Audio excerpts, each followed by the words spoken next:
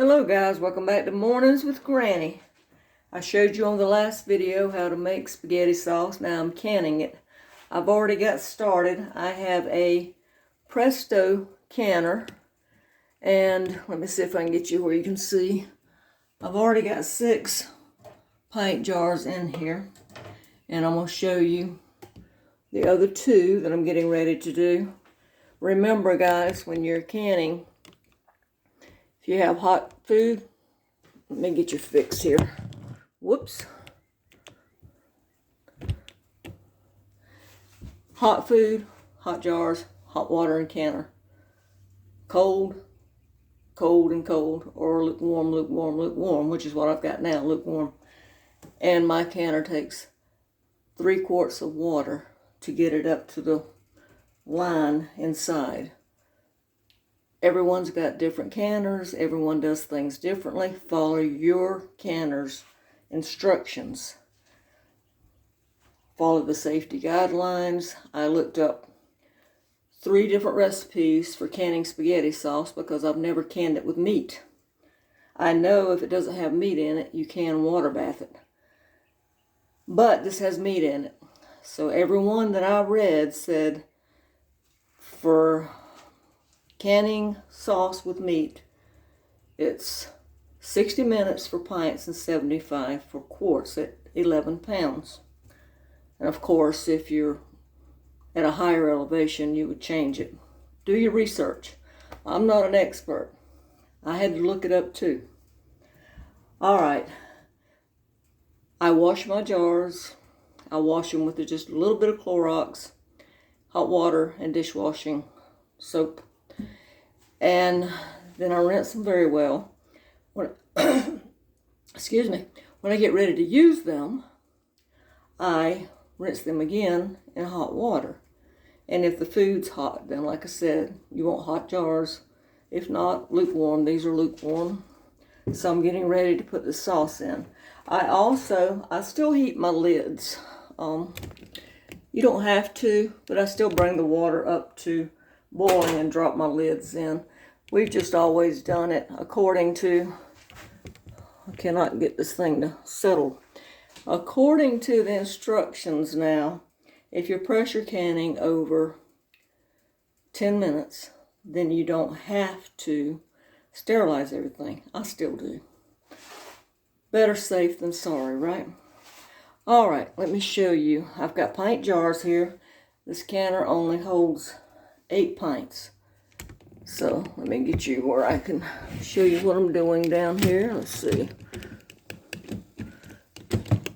Let me tell you, I didn't let this simmer about 20 minutes because I got to thinking it's going in the canner in jars. I did add a little bit more onion. I added the rest of the sugar. I added about 2 tablespoons more of dried onion because I didn't want to chop up any fresh. And I also added 2 more cloves of garlic. And I added about another teaspoon of basil. And probably about 1/4 of a cup of dried parsley. So, and see, it's just at the thickness that I like it. I'm sure some of you didn't like the idea of me putting water in it instead of maybe beef broth or chicken broth. But this is the way I like it. This is the thickness I like. So, I have a saying. Let me get you where I can see you again. I have a saying. Life is a buffet. You fix your plate and I'll fix mine. Because everyone is different. Alright, let's try not to make you too dizzy here. See if I can get you back down where you can see the jars. Let's see. Alright, I've got maybe move it over a little bit more. Funnel there. And you want to just fill up to the 1-inch space, which is right here at the neck. So, I would have put this in the freezer. It would have been a lot easier, but I don't have freezer space. So, it's going in jars. Let's see, that's almost a little bit more. I'm going to have a little bit left over, and that will probably be about a pint, maybe a pint and a half, and I'll put it in the freezer. All right, I've got this much left. So, let's see. It's hard maneuvering in the small kitchen. Put that over here. Put this right here, this right here. Move the funnel. Now I have about 2 tablespoons of white vinegar. This has meat in the sauce, so make sure you clean these rims very well. Also, always check your jars and make sure they don't have a crack or anything in the rim. You don't want, I was trying to see, that one's got, that's just a defect. Thought it had a crack. I was like, no. Wipe them very well. Now the rest of this vinegar I'll pour into my canner because that keeps the jars from getting cloudy if you have hard water. I just pour it in there so I don't waste it. And then put your lids on. Make sure they're seated evenly. Put your ring on till it catches, and then just a little bit more, about 1/8 of a turn or so. You don't want to crank it down because the steam escapes out of the jars when they're cooking. All right, finger tight, and just a little bit more. There you go. Now, let me get the lid. I don't know where to put it. Oh, it's on the table.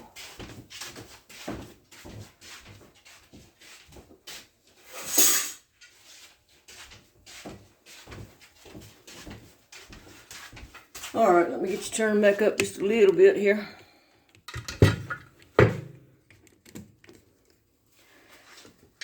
Okay, I'm gonna put the lid on, and it's got to vent for 10 minutes once it comes up to a boil. These line up here. They have arrows on here if you line up. Make sure it's seated on there. Turn it, lock it down. I'm going to cut this up now. And when it starts venting, I got my head cut off here. When it starts venting, we got a steady stream. We're going to let it do that for 10 minutes, okay? And then once it does its 10 minutes, we're going to put the cap on it. We're going to bring it up to 11 pounds of pressure.